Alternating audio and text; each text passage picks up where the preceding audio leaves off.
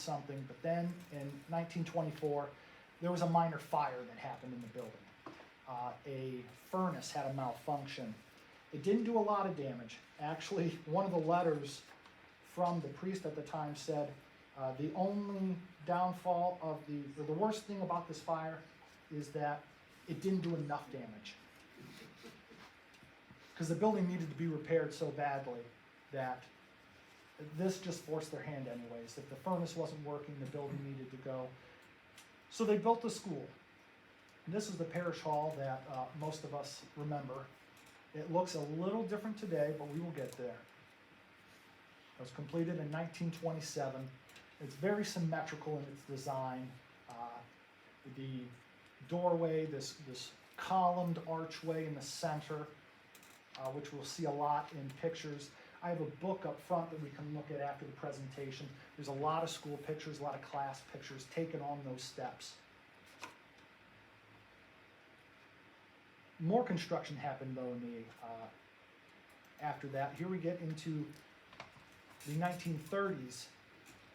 The steeple, which was this grand structure, the timbers were actually rotting.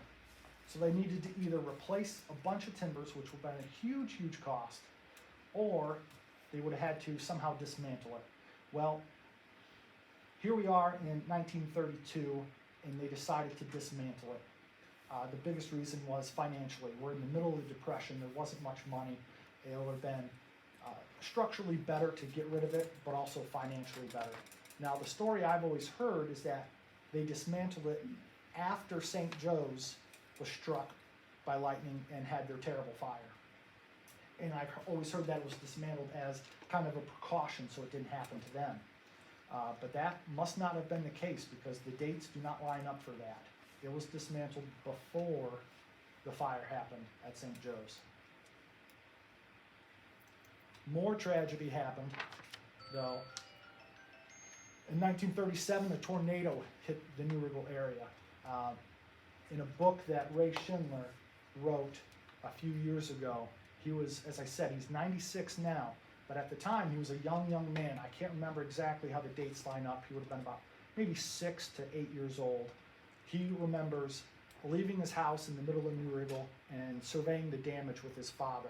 And this would have been one of the things that they had seen. The roof of the parish hall, actually a lot of it ripped off laying in front of the parish hall there. Some of the roof of the church and convent were damaged as well.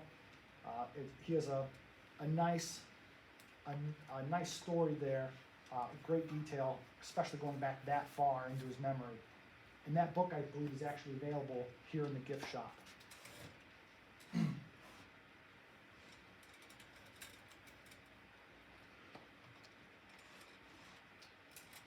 Well, the end of the parochial school in New Riegel happened there in 1937. It became a public school. There was already kind of a public school down the road in what's now a private residency. You might see it and remember it as like the old American Legion.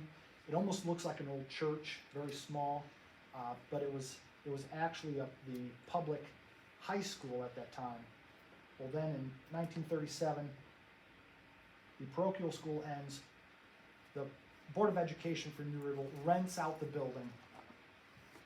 They have all the classes here. They did end up shipping people, busing them to different locations when things got too crowded. But the sisters would have been the teachers at this time period.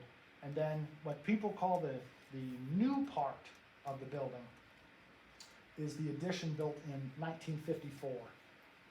So now, if you're familiar with the parish, I believe it's called the Emmaus Room. It's on that right part of the building. You can see it structurally it looks very similar, but now it's not totally symmetrical. One side is much larger. At one point, there was plans to have another addition on the left-hand side to make it symmetrical again, but that did not happen. But this is how it stands today.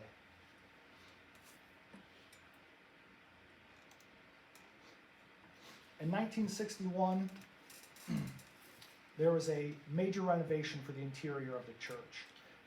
Remember I showed quite a few pictures earlier of just how grand it all looked with the big white altars, the murals, the statues, the encased Stations of the Cross on the walls. Well, a lot of that was removed. The high altars, the white altars, they were removed, and then one single oak altar put in the center of the sacristy there. Above that, a canopy was put in with a crucifix hanging from it, from the ceiling. Later on, there'll be a picture that might jog your memory of that. The white communion rail was removed, and they put an oak rail there instead. And then they took away all that wood framing from all the Stations of the Cross. The murals were all painted over. They had to decide it was just too much to restore or to paint again. The paint was just so brittle at this point. It was 83 years old. It was just too great of a cost, so they painted over everything. And also was kind of a changing of the times. Vatican II did not happen yet, but there was just a different style of how the interior should look. So that is when that happened in 1961. In 1974, they redid, or they installed the Sisters of the Precious Blood headstones. Now this is a picture I took just the other day, and it seems like it's these 3 rows that just go on forever, because the camera can't even pick up the end of it. There's over 100 stones. The death dates range anywhere from 1847 to 1944. I'm not positive on that. I think I look pretty good at all the stones, but there's just so many stones that it's somewhere in that range. Now, when they redid this, I don't have any record of the original location of these sisters, where they were interned. So I don't know if the stones match up exactly, or if it's just the symbolism of having the stones. But you have these 3 full rows and a partial 4th row on the other side.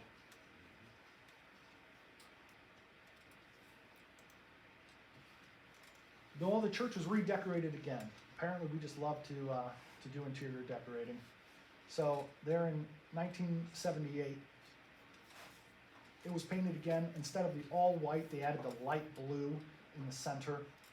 You can see that canopy with the hanging cross that I mentioned before. You have the wainsconced in the background, just behind the altar. Now, Mary and Jesus on the left-hand side, Joseph on the right-hand side. Previously, they were on those white altars. Well, now they put them up on the wall. They must have made some kind of corbel, some kind of pedestal to attach to the wall, put those statues on. But the look of the pedestal that they're on, it very much matches the rest of the architecture of the church. The wording was actually painted above them. Now we're getting to a point where people in this room may remember this, because we're not back in the 1870s, we're in the 1970s, so we can remember some of that wording. We can remember how kind of it was gold flaked. There's a lot of gold flaking around the church at this time, up into a lot of the trim and things. This is how it would have been at that point. Tragedy happened in New Riegel. A lot of people in this room probably remember this man. This is Father Edmund Mormon. He was the chaplain at the convent. He started in 1976. I believe he was a retired priest, and then took over there. Well, in 1986, when he was returning from Mass at Saints Peter and Paul Parish, there was a terrible fog, and he was actually struck by a semi-truck. He passed away at the scene of that. He was dearly beloved in the community, and it was said to be one of the largest funerals ever held at St. Boniface, and there's still a memorial scholarship in his honor. More tragedy happens in New Riegel. We all probably remember this. In 2001, the convent had their terrible fire. Now at this point, it wouldn't have been a convent anymore. At this point, it was owned privately, and I believe it was for elderly veterans. It was a home for elderly veterans, and There was a lot of remodeling that was done, so there were actually 35 rooms in this building. So we had, the fire happens, over 100 firefighters from 14 different departments responded. There was one fatality, I believe one resident was taken from the building and then actually ran back in, and they couldn't relocate them. So there was one fatality in this fire.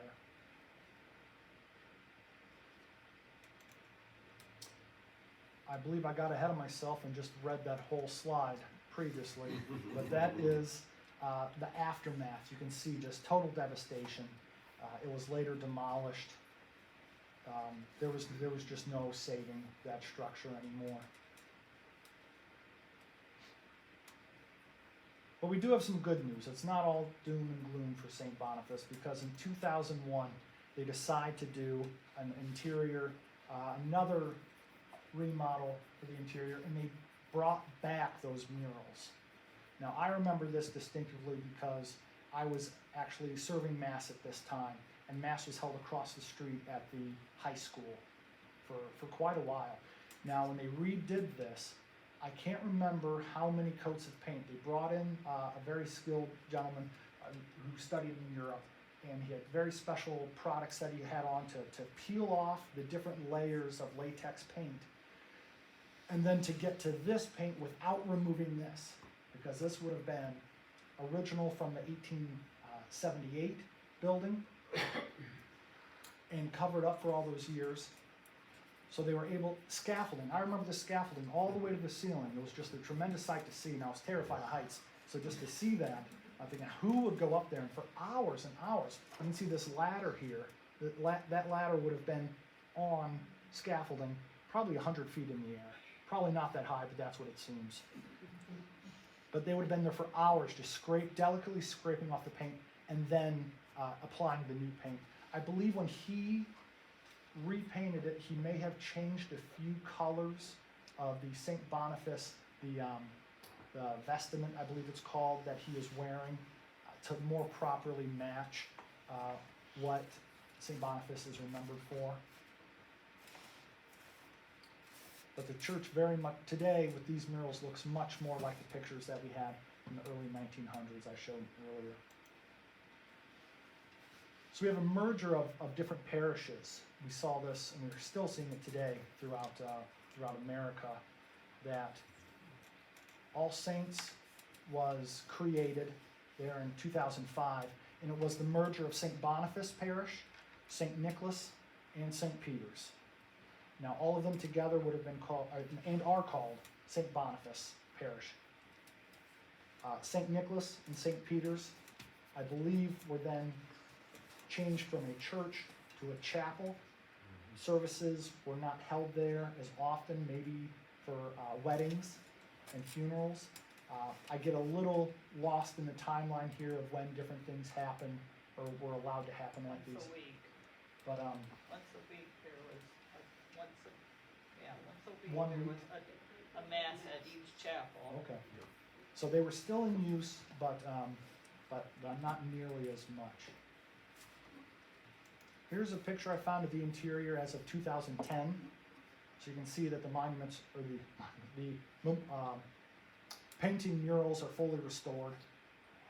You can see the wording that was above Mary and Joseph is now gone. That gold flaked wording, that is gone, but they're still up on the walls there. That hanging canopy in the center is gone. They changed that wainscots into this new design. This is mostly how it looks today, mostly. Well, we had the merger there in 2005. Well, it happened again in 2018. The parish is just north of New Riegel, Bascom. They had St. Peter's, which was more in Bascom, and you had St. Andrew's just north of Bascom. They merged into one, and then later on, those two merged with the All Saints, which was previously 3 different churches. So now you had formerly 5 parishes all into one of All Saints. And that leads to the next few slides, which are a whole nother topic for a whole nother day to really get into, but it's the demolition of the different churches. I don't have a picture of St. Andrew's or of St. Patrick's being taken down, but I do have here St. Nicholas here just last fall.